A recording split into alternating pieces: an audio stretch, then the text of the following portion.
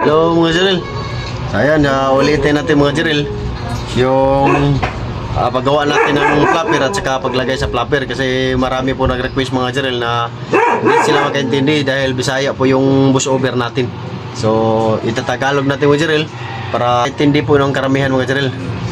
Itatagalog po natin mga Jiril. So, unang gawin mo natin mga Jiril, ito po pala mga Jiril yung papakita natin niya sa kagamitan. So, ito po yung plates mga Jiril para sa ating gagawin na flapper. At ito naman yung ilalak natin mga Jiril na 564 kung ilalagay natin lock na mga Jiril. Maliit na po, maliit din po yung 116 pero 164 yung gagamitin naman Jiril. Ito po yung gamitin natin mga Jiril. 564 yung ilalak natin mga Jiril. At yung ibutas natin sa shafting 332 mga Jiril. So ayan. Yan po Jiril, palakihin natin para mas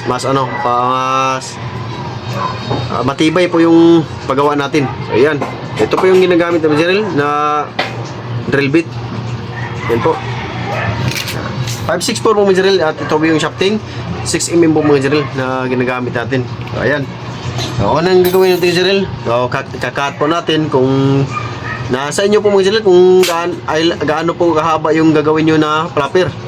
Ayan mga Jiril. So anong gagawin natin mga Jiril? So kakat natin.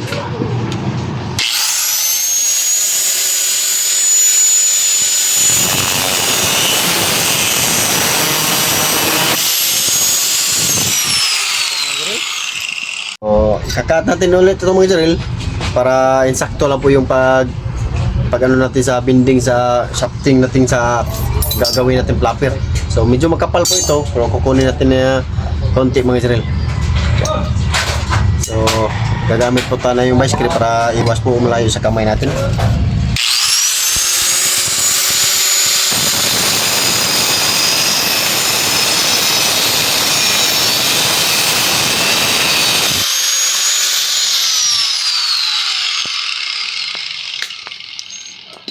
Ayan po mga Jiril.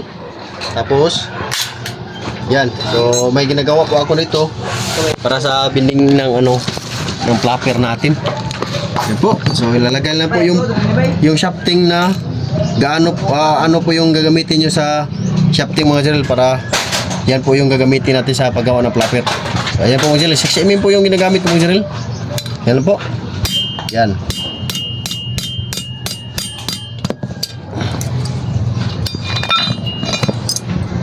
Okay natin mga Jiril para maging siya.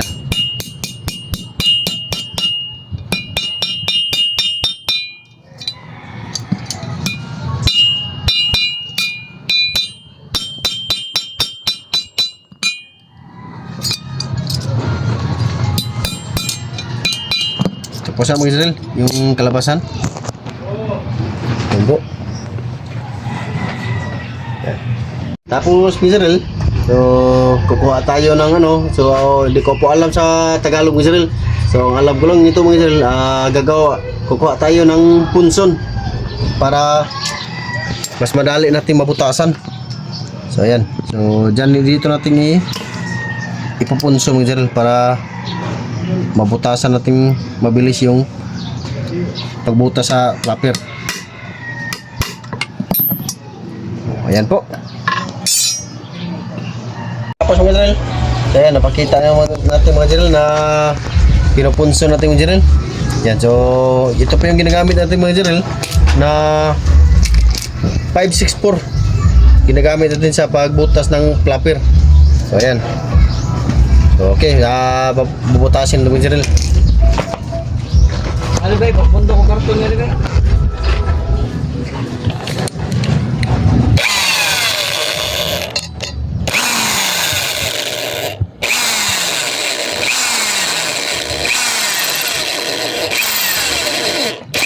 Pinahinay na po yung pagbutas mo lahat ng pagbutas mo lagi po mahabang po yung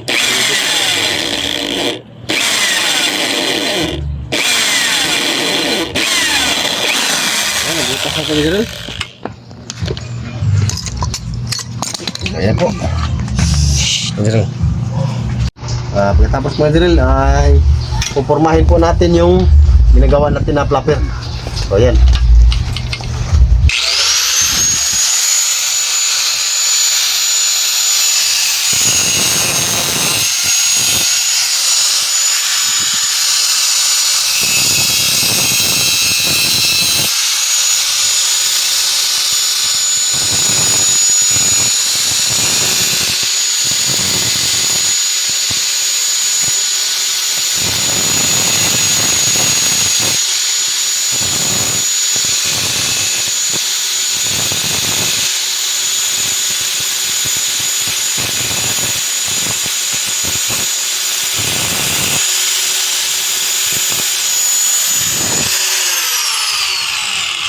Mga drill.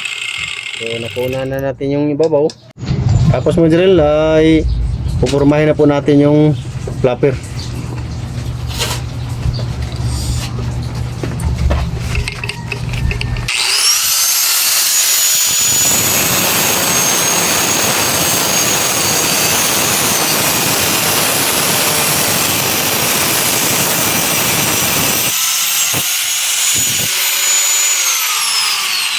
Mga drill, kukunin na po natin yung sobra-sobra.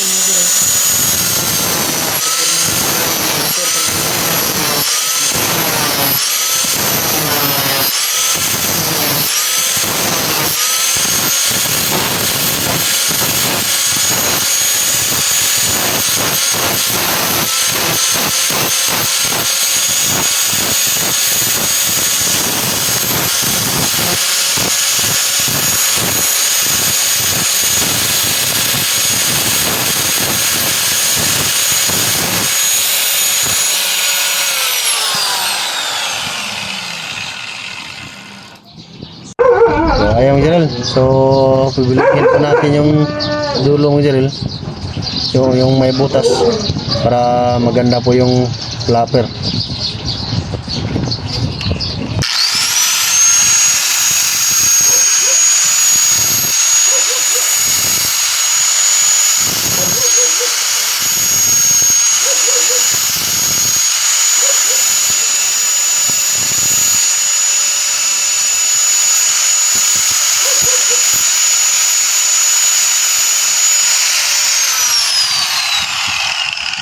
Ito.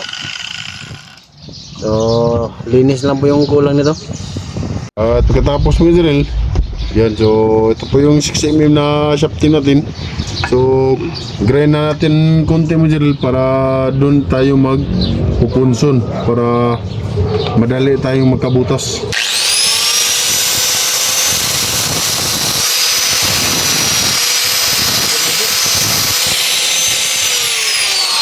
Yan mga Jerel. Ayan. So, hawakan natin ng vice grip para dali nating mapunsunan. Para hindi siya gagalaw mga Jerel.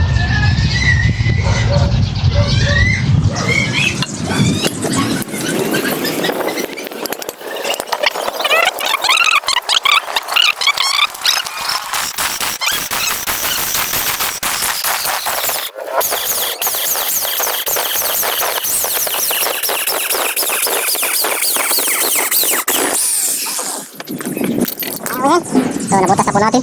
So, grind na natin yung... So, ayun Jerel, nabutas na po natin. So, grind na natin yung kabila. Yan.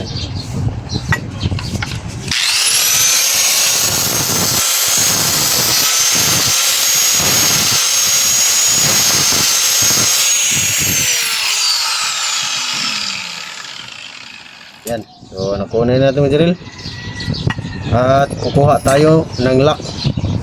So same lang po yung lock na pinutas natin sa flapper. So yung pinutas natin sa flapper mga Jiril ay 564. Yan po. So yan. So 564 po yung ginagamit natin sa lock. So ilalagay natin mga Jiril. So kukuha tayo ng lock.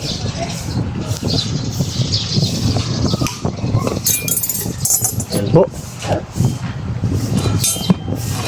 At ilalagay natin yung flapper mga Jiril. So ito yung mga Jiril. Yung lock na 564. So ilalagay natin mga Jiril.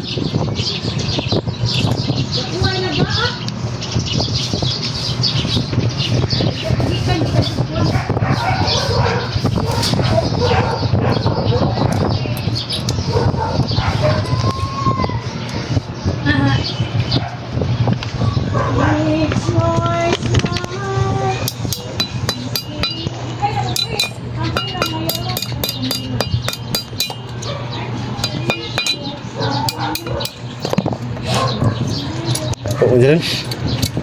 Yan. So grindin natin yung sobra.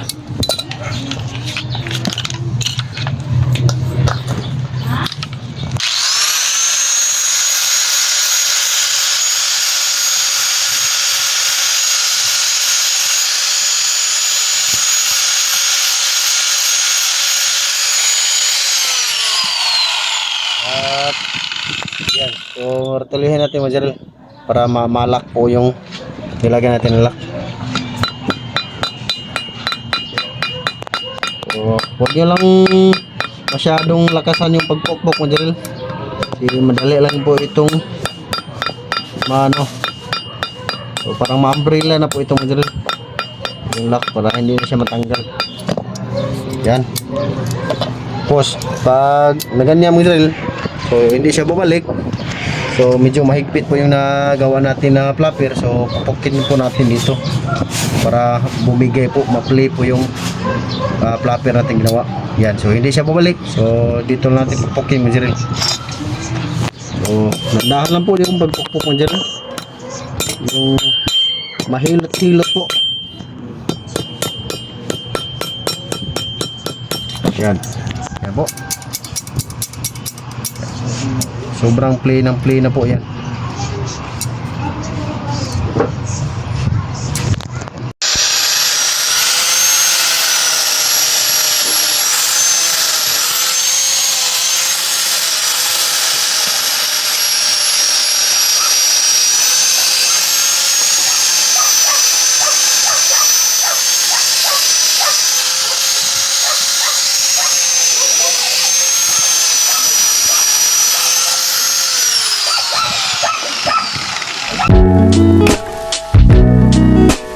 So ito mga Jiril, so tapos na po natin yung tutorial natin kung paano natin ginagawa yung flapper, at saka paano natin nilagay yung flapper mga Jiril, na yung play po yung flapper.